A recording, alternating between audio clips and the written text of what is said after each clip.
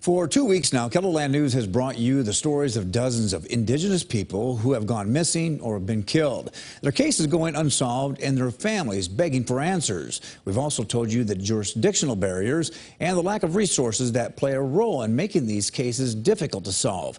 Tonight, KELOLAND's Lauren Solik tells you about the changes a Pine Ridge grandmother would like to see happen to make the land she loves safer.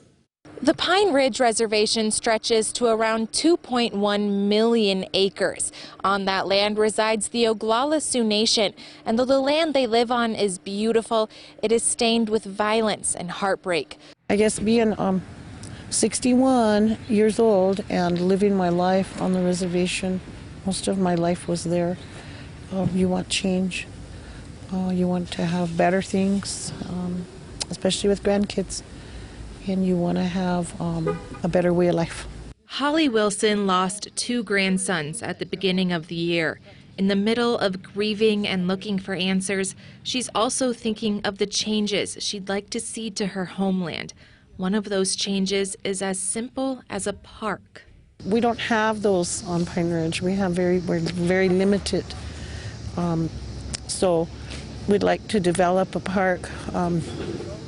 People can donate maybe a bench in memory of their family member. But we'd like a place safe for kids to come, for families to come.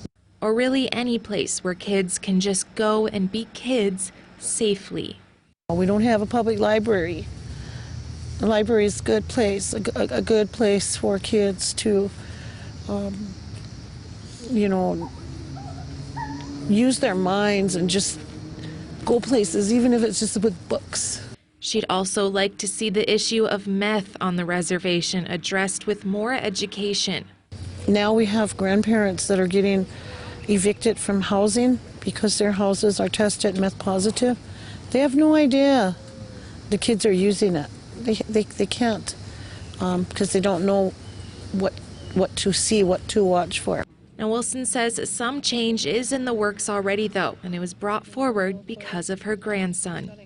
It's going to be called Logan's Law, and so that's a first, and that's good, and I'm really proud of that.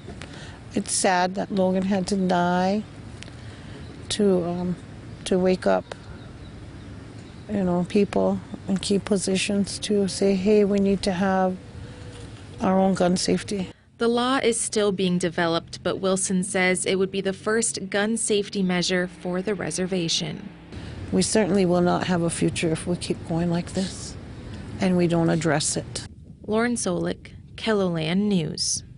Our KELOLAND News crews met up with Holly Wilson in Rapid City. That's where they met another grandmother from Pine Ridge, Norma Rendon. She'd like to see a change in the way of undoing the dehumanization of Native women that Rendon says has been happening since colonization. We need to get in there and permeate our knowledge that women are sacred, women are powerful.